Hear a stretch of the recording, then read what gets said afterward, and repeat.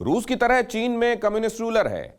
वहां की आर्मी भी रेड आर्मी कहलाती है। चीन का झंडा लाल रंग का है और ऐसे में 20 साल की उम्र में ही Xi Jinping redder than red बनने की जिद ठान बैठे थे। यूक्रेन युद्ध उन्माद के बीच पुतिन से ड्रैगन की बिग डील यही बताती है। दुनिया के दो सबसे ताकतवर मुल्कों ने एक अदने से मुल्क के खिलाफ हाथ मिला लिया है। तो क्या ताइवान का वजूद खतरे में है? क्या होगा अगर पुतिन जिनपिंग की ज्वाइंट आर्मी ताइवान फ्रंट पर आ धमकी? टेली सीरीज के इस एपिसोड में देखिए Jinping was for the world.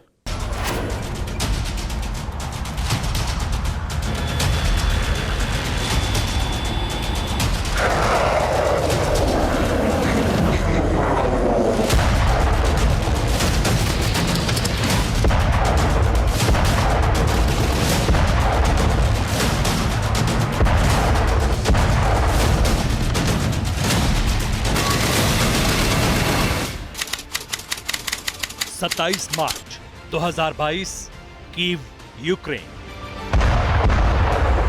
बारूदी जमीन, धुआं धुआं आसमान, बर्बाद बस्ती, बिलखते इंसान।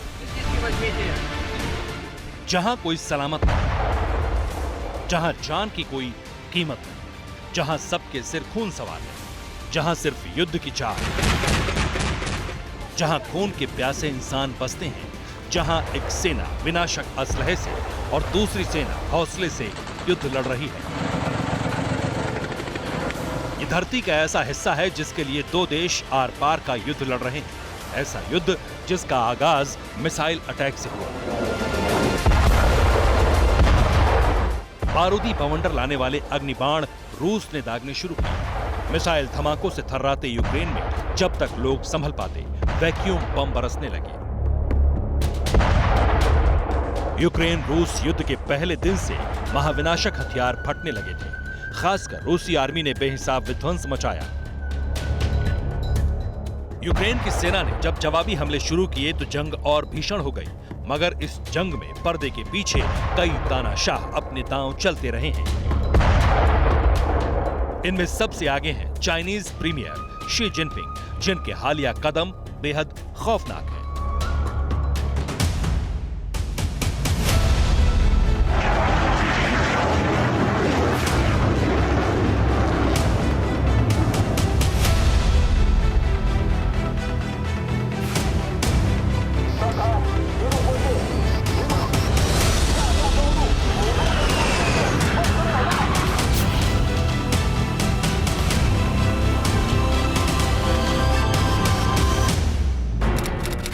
जनवरी 2022 डिफेंस जोन ताइवान। 39 जंगी जेट उड़े। 5वीं पीढ़ी के अत्याधुनिक विध्वंसक ऐसे फाइटर जेट जिनकी दागी मिसाइलें किसी भी इलाके को धुआं धुआं कर दें।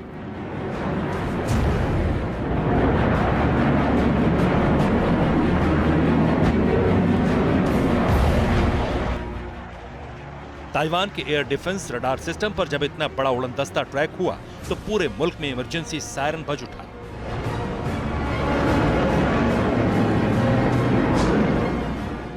काफी देर तक ताइवान के आसमान में मंडराते इन जंगी जेट का जवाब कैसे दिया जाए, इस पर ताइवान एयरफोर्स मंथन करती रही।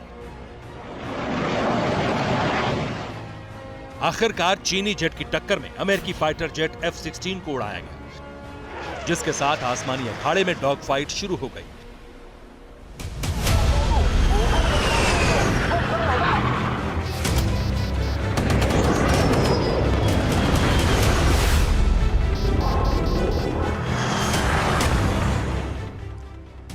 सुपर पावर के फाइटर जेट ने चाइनीज जेट को खदेड़ा। नौबत हथियार चलने तक आ गई।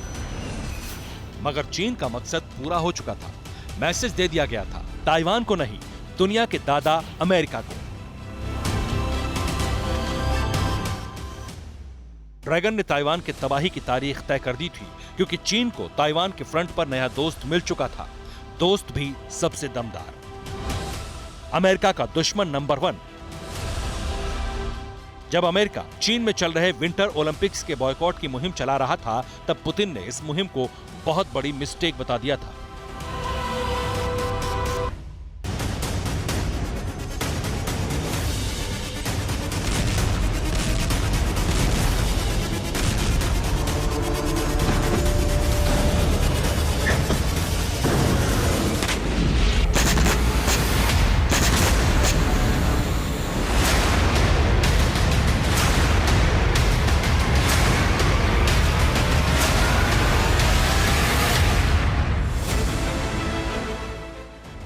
पुतिन की पावर मिलते ही जिनपिंग ने यूक्रेन फ्रंट पर रूस का समर्थन कर दिया, मतलब डील बराबर की है।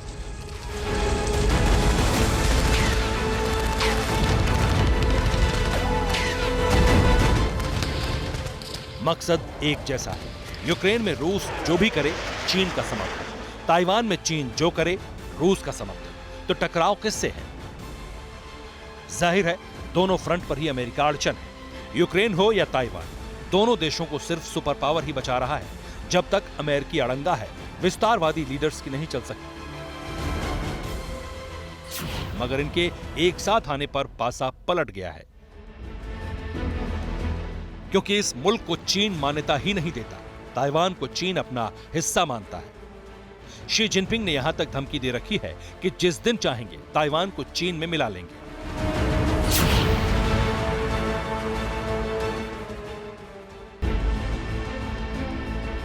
एक अहम बात यह भी है कि रूस और चीन का जमीनी मसला मेल खाता है। जैसे यूक्रेन कभी सोवियत संघ का हिस्सा था, वैसे ही ताइवान और चीन एक मुल्क थे। मगर इस रिश्ते का खौफनाक इतिहास है। चीन में साल 1644 में चिंग वंश सत्ता में आया।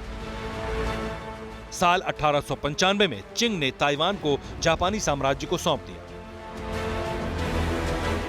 1911 में जापान में क्रांति हुई, जिसमें चिंग वंश को सत्ता से हटना पड़ा।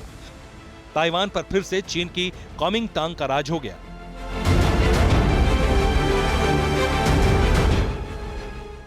कुओमिंतांग सरकार के दौरान चीन का आधिकारिक नाम रिपब्लिक ऑफ चाइना कर दिया गया था।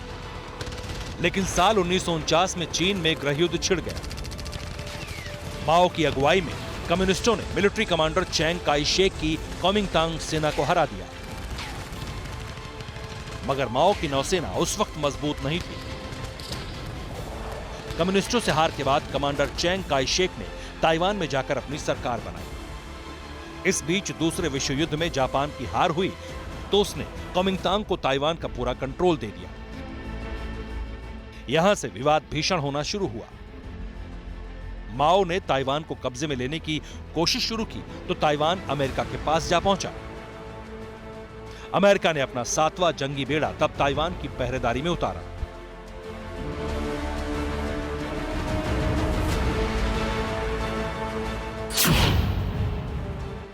साल 1954 में अमेरिकी राष्ट्रपति आइजनहावर ने ताइवान के साथ रक्षा संधि की।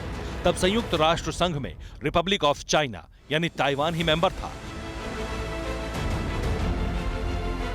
लेकिन साल 1971 में राष्ट्रपति रिचर्ड निक्सन ने चीन को संयुक्त राष्ट्र संघ की सदस्यता दिलवाई और 1979 में ताइवान की यूएन से आधिकारिक मान्यता खत्म कर दी गई। चीन की ताकत बढ़ती गई। उसके दबाव में एक एक कर देशों ने ताइवान से रिश्ते खत्म कर लिए। तब भी ताइवान ने चीन की गुलामी कबूल नहीं की। दशकों पुरानी अदावत का नया दौर अमेरिका में ट्रंप के प्रेसिडेंट बनने के बाद से फिर भड़क गया। प्रेसिडेंट ट्रंप ने राष्ट्रपति की शपथ लेने के बाद ताइवान की मौजूदा राष्ट्रपति साई इंग वेन से फोन पर बात की थी। सुपर पावर की नई रणनीति ने जिनपिंग के होश उड़ा दिए।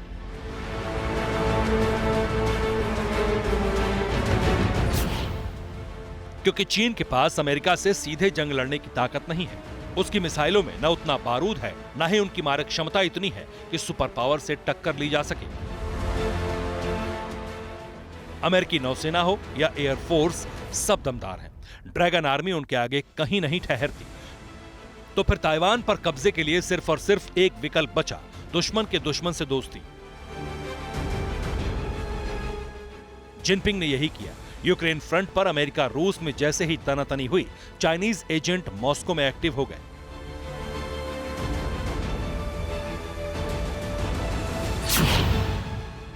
जिनपिंग ने विंटर ओलंपिक के बहाने पुतिन को न्योता दिया। जहां चाइनीज मसौदे पर पुतिन ने दस्तखत कर दी, ताइवान को चीन का हिस्सा मानकर पुतिन ने अमेरिका को नए वॉर जोन में चुनौती दी है। लेकिन ताइवान फ्रंट के सुलगने पर एशिया महाद्वीप के कई देश संकट में आ जाएंगे।